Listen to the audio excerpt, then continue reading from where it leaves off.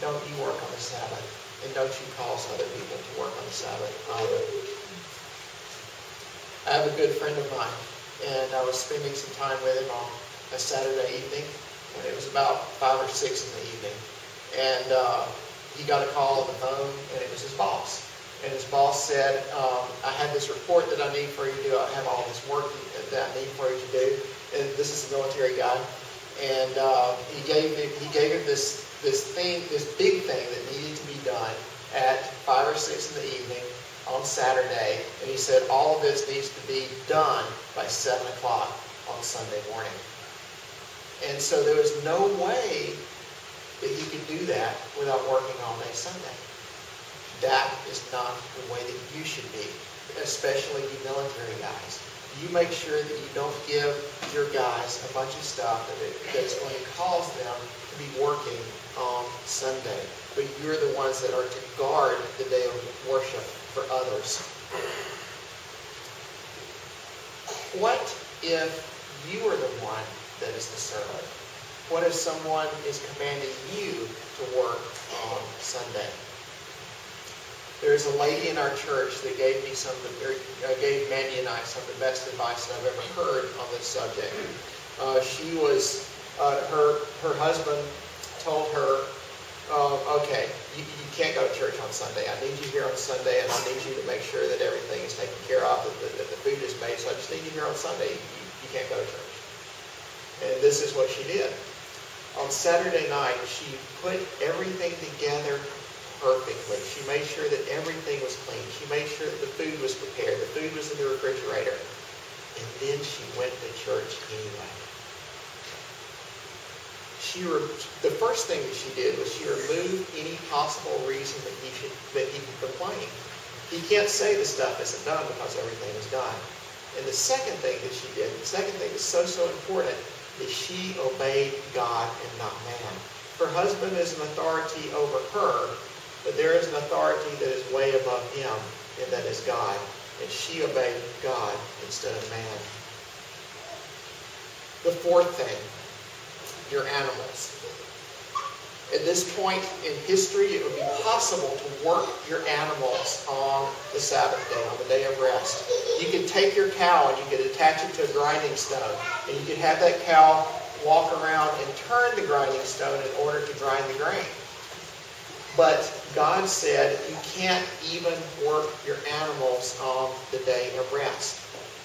And that was important. It wasn't important for the animals so much, but it was important for the people. The people needed to see an entire land at rest. They needed to see everyone and everything around them at perfect rest. And that was to remind them of who was really important, that they should be resting and spending time with God and worshiping Him.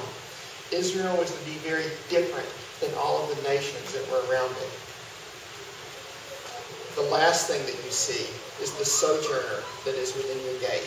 The traveler, the foreigner, the outsider, the person who lives inside of Israel, but whose citizenship is in another country. This person is to be resting on the day of rest.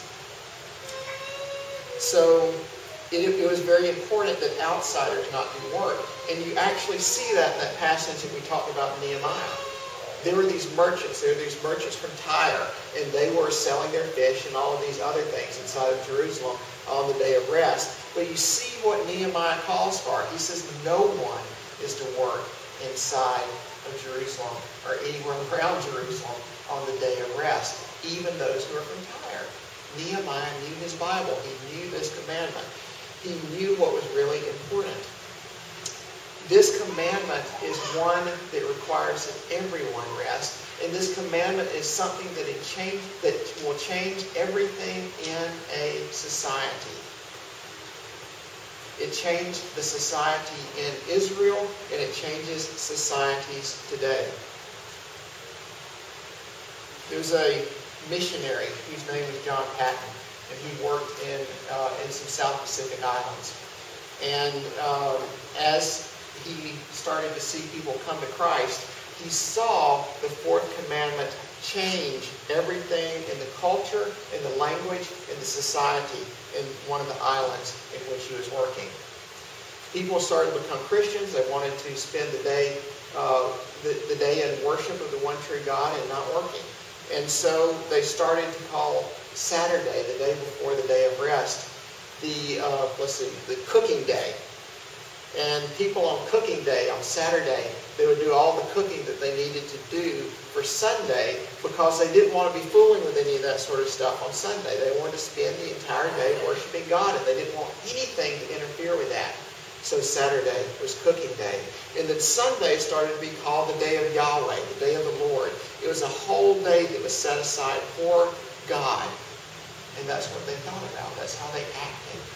And so this commandment changed their language. It changed their culture. It changed everything about their islands. To the point that if you were to go there, then you would say that this is a group of people that loves the one true God and is willing to do what he says. And that's exactly the way that you guys should be. You should so desire to obey this commandment that it changes the world around you.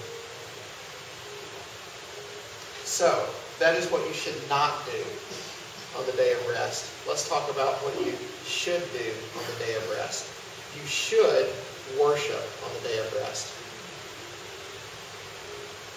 Let's say that you were to talk with one of your friends and you would say, what are you going to do on Sunday? And they would be talking about all the different things they do on Sunday. And one of the things that they might say is this, it's my day. It's my day off, and I get to do whatever I want to do with Sunday. It's my day. Is that what the Bible teaches? If you're a Christian, then you need to realize that it is a day of rest, and it is important for us to get rest on Sunday. But it's also very important that we worship God as a day that is dedicated to this activity. In Leviticus chapter 23, verse 3, 6 days shall work be done, but the seventh day is a Sabbath of solemn rest, a day of sacred assembly. You shall do no work as a Sabbath to the Lord in all your dwelling places. It is a day of sacred assembly. It's not a day to do whatever you want, but it is a day of worship, a day in which the people of God gather together in order to worship the one true God. It's a day in which we remember the God who created us, the God who set us free, and that we are a new creation in Christ. It's a day to worship. It's a day to pray. It's a day to read the Bible. It's a day to fill your things with the things of God. It's not a day to do whatever that you want. In Isaiah chapter 58, you read this. If you turn back your foot from the Sabbath, from doing your pleasure on my holy day, and call the Sabbath a delight, and the holy day of the Lord honorable. If you honor it, not going your own ways or seeking your own pleasure or talking idly, then you shall delight in the Lord, and I will make you ride on the heights of the earth, and I will fill you with the heritage of Jacob your father. For the mouth of the Lord has spoken. So it is not a day for going our own ways. It's not a day for seeking our pleasure. In contrast, is a day in which we delight in the Lord our God. The people in Isaiah's day are a lot like people are now. The people in Isaiah's day are a lot like people have always been. People want to say this is a day that is set aside just for me, so that I can do whatever I want to do. But it's not a day for our own pleasure. It's a day that is set aside for us to delight in the Lord. And that's what this day is for. It is a day in which we do things that are necessary. There are some things that we do on this day that are necessary in order to keep life normal. And one of the big disputes that you see between Jesus and the Pharisees is that they had an entirely different way of looking at normal than Jesus did. Luke chapter 14, verse 5 is a place where Jesus looks at the Pharisees and he said to them, which of you, having a son or an ox that has fallen into a well on the Sabbath day, will not immediately pull him out?